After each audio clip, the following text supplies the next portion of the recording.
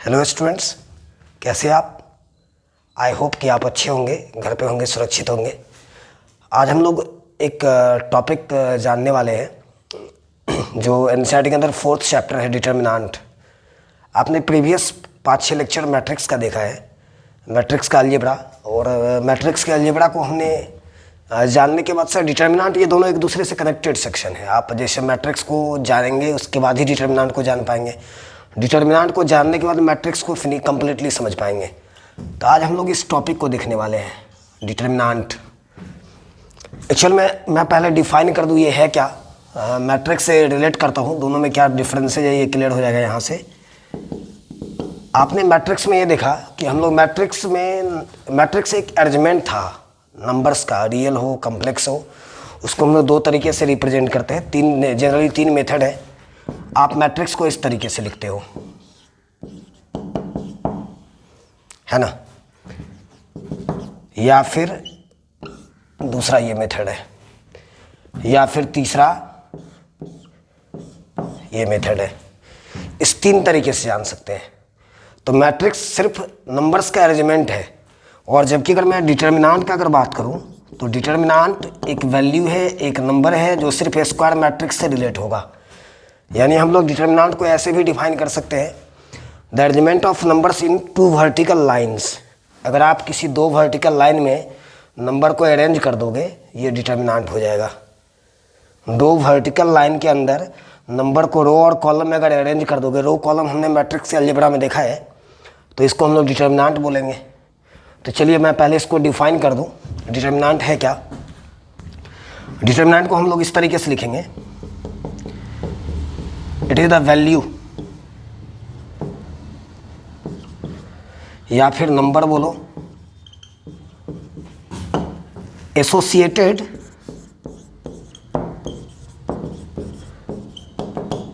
With a square matrix. Associated with a square matrix यानी अगर suppose करिए A is equals to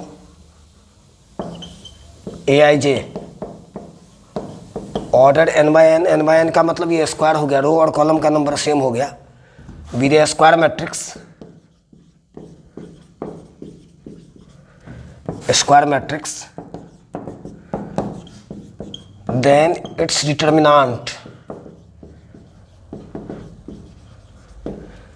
is denoted by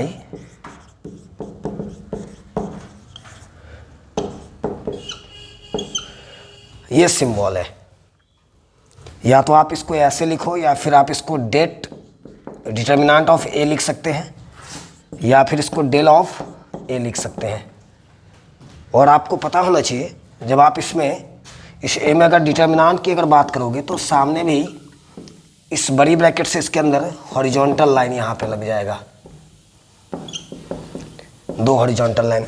दोबारा एक बार मैं क्लियर कर दूं, मैट्रिक्स में हमने पढ़ा है मैट्रिक्स एक अरेंजमेंट था नंबर्स का, चाहे वो रियल हो, इमेजिनरी हो, कॉम्प्लेक्स हो, और उसी में एक स्पेशल सेक्शन था स्क्वायर मैट्रिक्स। तो आपको पता होना चाहिए डिटर्मिनेंट एक नंबर है, वैल्यू है, जो स्क्वायर मैट्रिक्स के साथ रिलेट होगा, स्क्वायर मैट्रिक्स के साथ एसोसिएटेड होगा। तो मैंने इसी को डिफाइन किया है, determinant it is the value या number associated with a square matrix. जैसे अगर सपोज करिए आप ए कोई स्क्वायर मैट्रिक्स है, इसका एलिमेंट ए आई जे है, इसका ऑर्डर n बाय n है। स्क्वायर बताने का मतलब आपको पता होना चाहिए रो और कॉलम का नंबर सेम होगा, with a square matrix, then its determinant is denoted by, या तो आप इस सिंबल से रिप्रेजेंट करोगे, दो हॉरिजॉन्टल लाइन लगाना है, मॉडुलस की तरह दिखता है बट मॉडुलस है नहीं, ये डिटर्मिनेंट है। या फिर आप इसको डिटर्मिनेंट ऑफ ए बोल सकते हैं, या फिर डेल ऑफ ए बोल सकते हैं, सामने सिंबल है। अब ये वैल्यू किस तरीके से निकालना है इसको हम लोग डिस्कस करने वाले हैं। तो अगर डिटर्मिनेंट का डेफिनेशन अगर पूछा जाए तो हम लोग ऐसे भी बोल सकते हैं, determinant is the arrangement of numbers in two horizontal lines, two vertical lines sorry.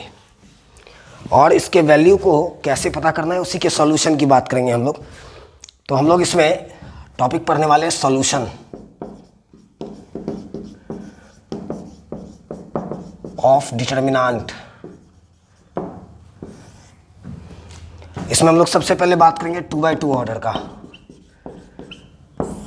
आपका जो सिलेबस है बोर्ड का या फिर जेई का, वो 2x2 और 3x3 है। आप 4x4 भी जा सकते हैं, बस एक बार हमें मेथड आ जाना चाहिए, क्लियर हो जाना चाहिए।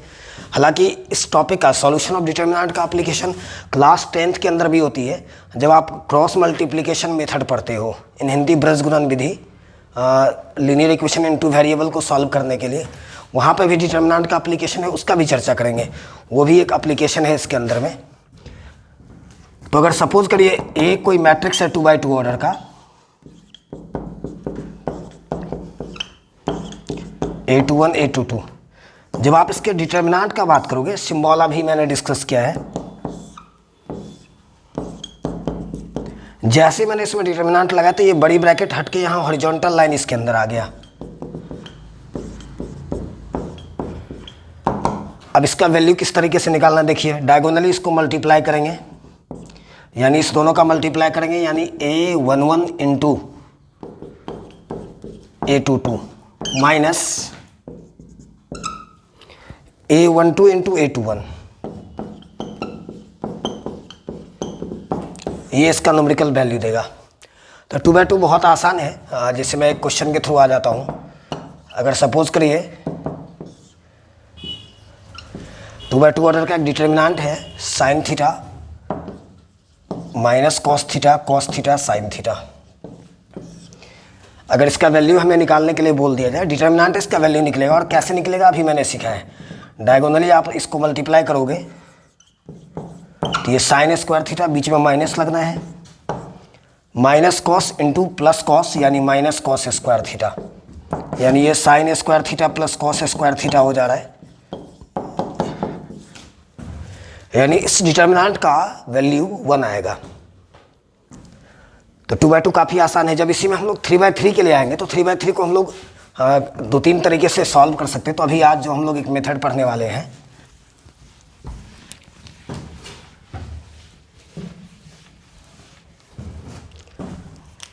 Three by three order determinant. Actual में आप 3x3 ऑर्डर को डिटर्मिनेंट को जो हम लोग सॉल्व करेंगे ना, उस मेथड का नाम है, सबसे पहला मेथड हम लोग अभी सीखने वाले हैं, expansion method. Expansion method. Suppose करिए 3x3 ऑर्डर का एक डिटर्मिनेंट है A11 A12 A13, मैट्रिक्स से ये सारा कुछ आप सीख के आए हैं। A21 A22 A23 A31 A32 A33। अब है क्या कि इस डिटर्मिनेंट को, इसका वैल्यू हम लोग निकालने के लिए 6 डिफरेंट मेथड से हम लोग इसको एक्सपेंड कर सकते हैं। Along the R1, along the R2, along the R3, C1 C2 C3, आप किसी से भी एक्सपेंड करो, इसके वैल्यू पे कोई फर्क नहीं पड़ेगा। तो अगर मैं इसको अगर एक्सपेंड करूं, एक्सपेंशन अलोंग R1 ही देख लेते किस तरीके से आना है। R1 से कैसे एक्सपेंड करेंगे ये जानेंगे। R1 के अंदर 3 एलिमेंट है, इसको कैसे एक्सपेंड करेंगे समझिए इसको। डेल इज इक्वल्स टू, इसका वैल्यू कुछ इस तरह से बनेगा। R1 के अंदर 3 एलिमेंट है, सबसे पहला A11, उसके बाद A12, उसके बाद A13। तो जानिए किस तरीके से आना है। -1 to the power 1 + 1 into A11 plus -1 to the power 1 + 2 into और जब इसको आप एक्सपेंड करोगे, ये इसका साइन बतलाएगा, डिस्कस करेंगे साइन के बारे में भी।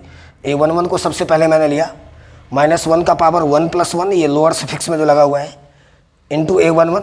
और जब आप इस एलिमेंट को एक्सपेंड करोगे तो इस रो और कॉलम को छोड़ना पड़ता है, यानी जिस एलिमेंट को आप एक्सपेंड करेंगे उस रो और कॉलम के एलिमेंट को लीव करना है, रेस्ट जो बच रहा है उसका डिटर्मिनेंट हमें ब्रेक करना है।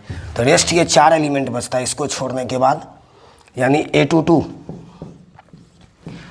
A23 A32 A33।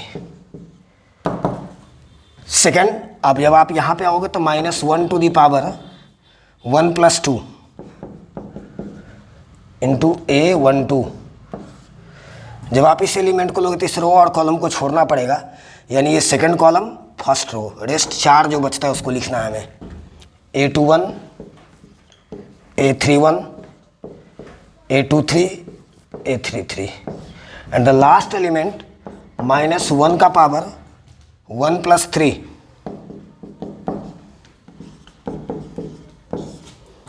A13 आप इसको लेंगे तो ये सारा कुछ छोड़ेंगे, A21 A22 A31 A32। अब बाकी आपको पता है -1 टू दी पावर कुछ भी ले लो, मुझे पता होना चाहिए -1 टू दी पावर अगर मैं n ले लूँ तो ये सिर्फ साइन चेंज करेगा, इसका न्यूमेरिकल फिगर परमानेंट 1 होता है, या तो ये +1 आएगा या तो -1 आएगा, या तो +1 या तो -1। +1 तब आएगा जब n आपका इवन होगा, -1 तब आएगा जब n आपका ऑड होगा।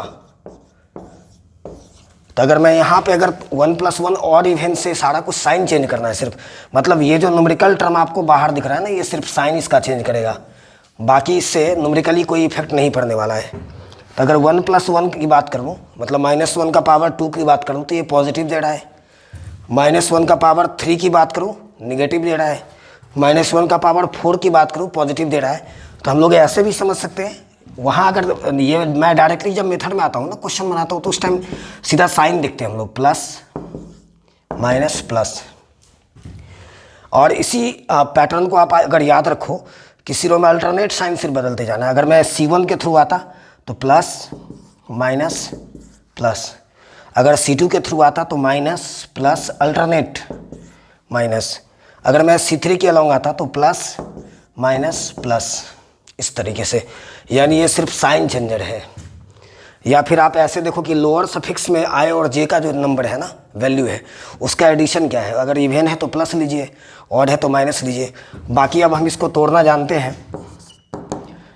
A11 ये तो +1 दे रहा था, इससे न्यूमेरिकली कोई इफेक्ट नहीं पड़ रहा। 2/2 अभी हमने तोड़ना सीखा है।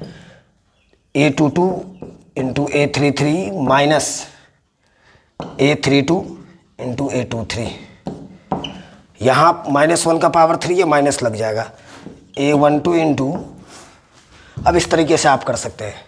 इसके आगे सॉल्यूशन 2/2 ऑर्डर का किया जा सकता है। एक हम लोग क्वेश्चन भी देख लेते हैं।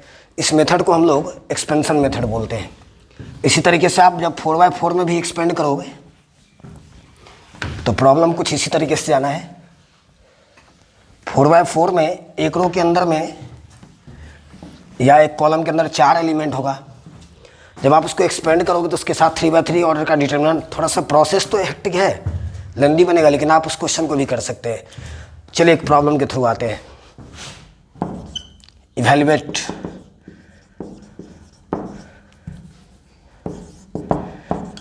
del is equals to 0 minus A plus B plus A 0 minus C minus B plus C 0। 3/3 order का एक डिटरमिनेंट है, इसको इवैल्यूएट करता हूँ। चलिए आप जैसा एक्सपेंड करना चाहें, जिससे एक्सपेंड करना चाहे कर सकते हैं। अगर मैं अलॉन्ग R1 आ जाऊँ, मतलब R1 के थ्रू अगर एक्सपेंड करूँ तो R1 के अंदर 3 एलिमेंट हैं। पहला 0 है, हालांकि 0 को एक्सपेंड करने की ज़रूरत नहीं है, क्योंकि 0 अगर प्रोडक्ट में आएगा तो 0 हो जाएगा न्यूमेरिकल फिगर। बट यहाँ हम लोग देख लेते हैं। पहला प्रॉब्लम है, अगर 0 आप एक्सपेंड करोगे तो इस रो और कॉलम को छोड़ना होगा हमें, तो रेस्ट 4 एलिमेंट बचता है। इसके बाद हम लोग यहाँ पे आएंगे, माइनस में आना है। अभी मैंने डिस्कस किया था, इसका साइन प्लस फिर माइनस फिर प्लस, और ऐसे ही आप अल्टरनेट साइन को चेंज कर सकते हैं। जब आप माइनस से लोगे तो ये रो और कॉलम छोड़ना होगा हमें, तो A minus B minus C 0। उसके बाद हम लोग यहाँ पे आएंगे प्लस B, ये छोड़ना होगा हमें।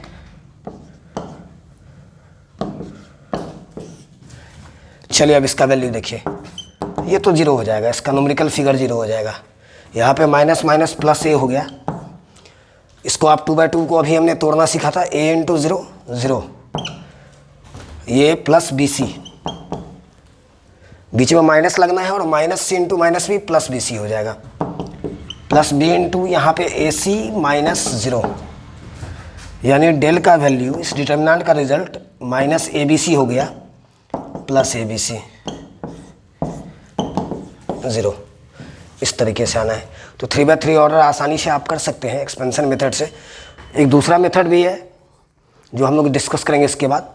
और ख़ास के जो सबसे स्पेशल चीज़ है डिटर्मिनेंट के अंदर में, जब आप डिटर्मिनेंट के अंदर कुछ कम्प्लेक्स टर्म, कुछ फंक्शनल टर्म जब उसके अंदर एलिमेंट आ जाए और प्रॉपर्टीज से अगर हमें जाना पड़े, जहाँ पे आप आसानी से एक्सपेंड करके उसके रिजल्ट तक नहीं पहुँच सकते हो, तो उसके लिए प्रॉपर्टीज जानना पड़ेगा। और प्रॉपर्टीज मुझे लगता है डिटर्मिनेंट का सबसे स्पेशल सेक्शन है। हर एक साल लगभग जेईई में भी एक प्रॉब्लम लग जाता है। बोर्ड का तो खैर फेवरेट सेक्शन है ही ये।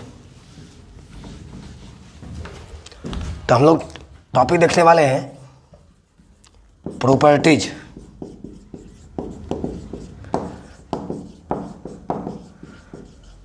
Of determinant. इसकी कुछ 10 प्रॉपर्टी है जिसके बाद हम लोग डिटर्मिनेंट का सॉल्यूशन और भी आसान कर सकते हैं, काफ़ी आसान हो जाएगा। जैसे सबसे पहला प्रॉपर्टीज हमारा ये है, सबसे पहला प्रॉपर्टीज जिसको आप, चलो इसको P1 लिखता हूँ मैं। जब आप किसी डिटर्मिनेंट में रो के एलिमेंट को अगर कॉलम में एक्सचेंज कर दो, रो का जितना भी एलिमेंट है कॉलम में एक्सचेंज कर दो, तो उसके वैल्यू पे कोई इफेक्ट नहीं पड़ेगा। मैट्रिक्स के अलजेब्रा में उसी टर्म को ट्रांसपोज बोलते हैं। रो का एलिमेंट कॉलम में, रो का एलिमेंट कॉलम में बदल जाना। तो अगर किसी डिटर्मिनेंट का अगर मैं ट्रांसपोज कर दूँ तो उसके वैल्यू में कोई डिफरेंस नहीं आएगा। तो यहाँ से प्रॉपर्टीज कुछ इस तरह से है। If the elements of rows are interchange with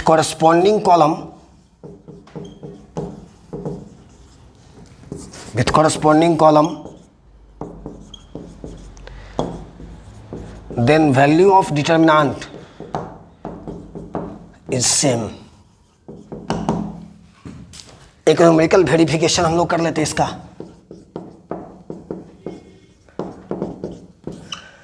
suppose करें डिटर्मिनेंट है 3/3 ऑर्डर का, 1, 2 और 0, 2, 3, 5, 2, 0, 7,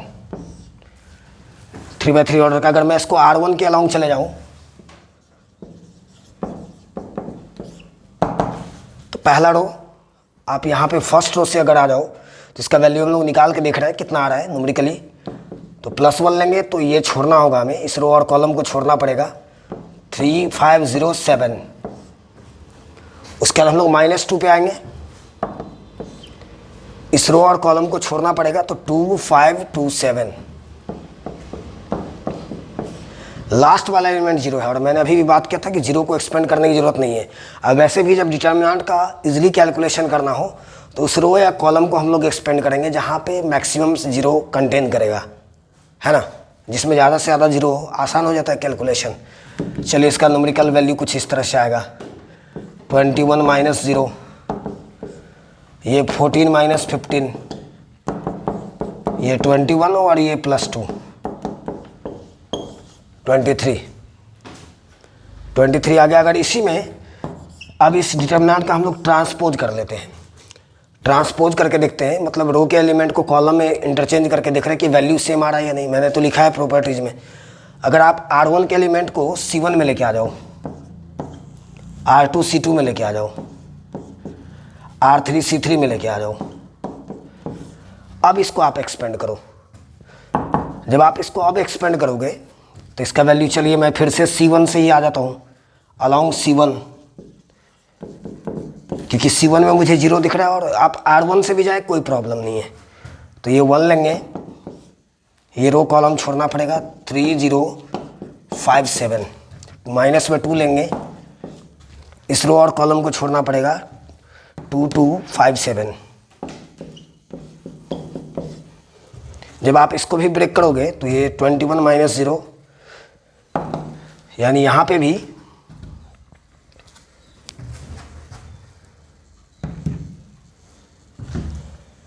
ये कुछ इस तरह से आ रहा है।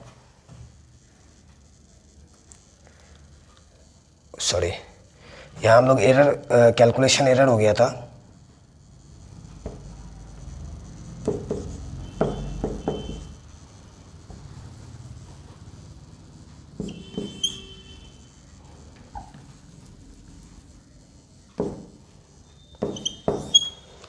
$13 था, सॉरी।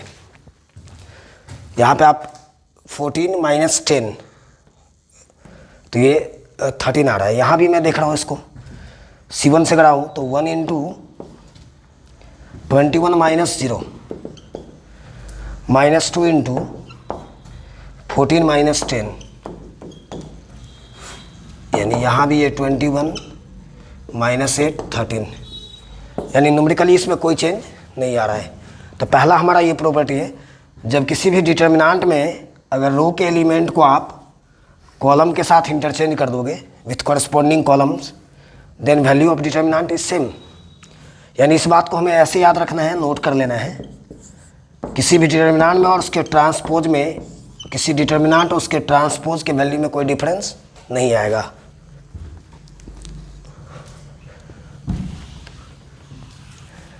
उसी तरह से सेकेंड प्रॉपर्टी है, टोटल 10 प्रॉपर्टी हम लोग को जानना है। सेकेंड प्रॉपर्टी कुछ इस तरह से है, P2।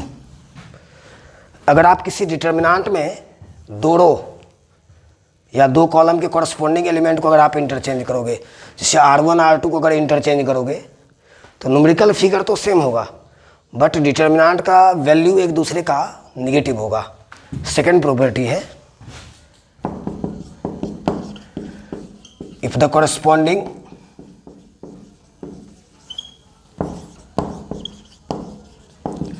elements of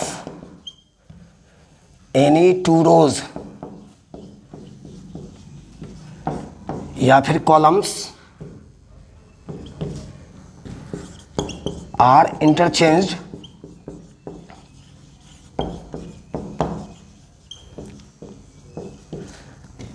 then value of determinant is same but sign is opposite, but sign is opposite. चलिए इसको भी हम न्यूमेरिकली वेरीफाई कर लेते तो क्लियर हो जाएगा। जैसे अगर आप इस एग्जांपल को सामने रखो,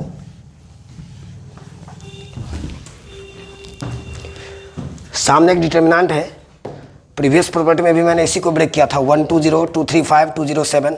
इसको जब आप R1 के थ्रू अगर ब्रेक करोगे तो 13 आ रहा है तोड़ के, इसका रिजल्ट 13 आ रहा है ना। अब इसी में अगर R1 R2 को या फिर R2 R3 को अगर इंटरचेंज कर दूं, चलिए मैं इसको del 1 मान लेता हूं। एक नया डिटर्मिनेंट तैयार हो रहा था इसलिए इसका नाम मैंने बदल दिया। R2 के साथ R3 को अगर एक्सचेंज कर दो, इस दोनों को यहाँ इंटरचेंज करो,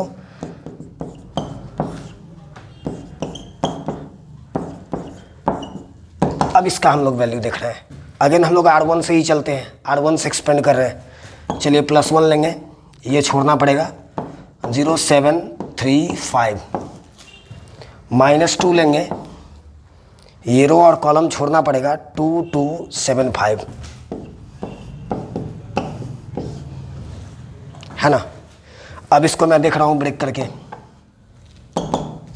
ये 0 -21, ये -21 आ रहा है, यहाँ -2 इंटू 10 - 14,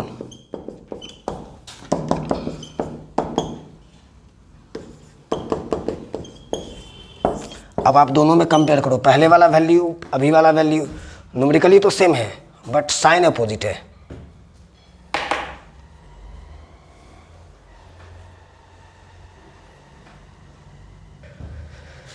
तो ऐसे ही बस 10 प्रॉपर्टी को हम लोग को डिटर्मिनेंट के अंदर जानना है।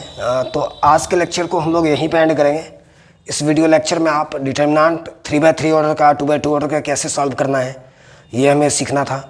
हमने 2 प्रॉपर्टी का भी डिस्कशन किया। सबसे पहला प्रॉपर्टी था कि जब आप किसी डिटर्मिनेंट में रो के एलिमेंट को कॉलम में इंटरचेंज कर दो, जिसको आप ट्रांसपोज बोलते हैं मैट्रिक्स के टर्म में, तो उसके वैल्यू में कोई चेंजिंग नहीं आएगी। सेकेंड प्रॉपर्टी है जब किसी डिटर्मिनेंट के 2 रो या 2 कॉलम का एलिमेंट जब इंटरचेंज करेंगे, कोई 2 रो या 2 कॉलम, तो उसका वैल्यू तो सेम होगा न्यूमेरिकली बट साइन अपोजिट होगा। ऐसे कुछ 7-8 प्रॉपर्टी है जो हमें नेक्स्ट लेक्चर के अंदर देखना है। आज आप इन चीज़ों को कवर करिए, इसका एक अच्छे से नोट्स बनाइए और फिर हम लोग अगले। और दूसरी बात, मैंने प्रीवियस लेक्चर में आपको डिस्कस किया था कि आप प्लेलिस्ट ओपन करिए किसी भी चैप्टर का। जैसे जैसे वीडियो आते रहेंगे मैं एक प्लेलिस्ट आपके सामने होगा, ओपन करोगे, जब सारे वीडियोज़ को आप शुरुआत से देखोगे ना तो वो टॉपिक अच्छे से कवर हो जाएगा। नेक्स्ट लेक्चर में हम लोग इसके आगे के टॉपिक को डिस्कस करेंगे। तब तक के लिए थैंक यू।